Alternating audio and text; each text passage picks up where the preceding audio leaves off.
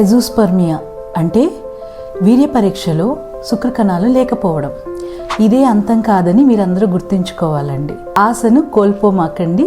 ఈ ఎజూస్పర్మియాకి 2 కారణాలు ఉంటాయి.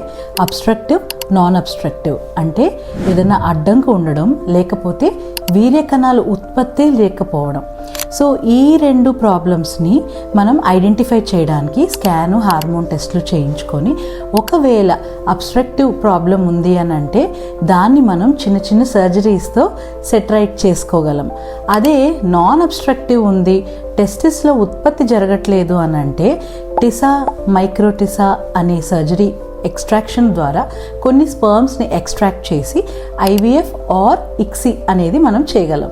అడ్డంకు వల్ల కారణం అవనివ్వండి, ఉత్పత్తి లోపం అవనివ్వండి, అదే అంతం కాదు. దానికి ట్రీట్మెంట్ ఆప్షన్స్ చాలానే ఉన్నాయి. 0 స్పర్మ్స్తో వచ్చిన వాళ్ళు తల్లిదండ్రులుగా మారిన ఉదాహరణలు కూడా చాలానే ఉన్నాయి. So hope for the best.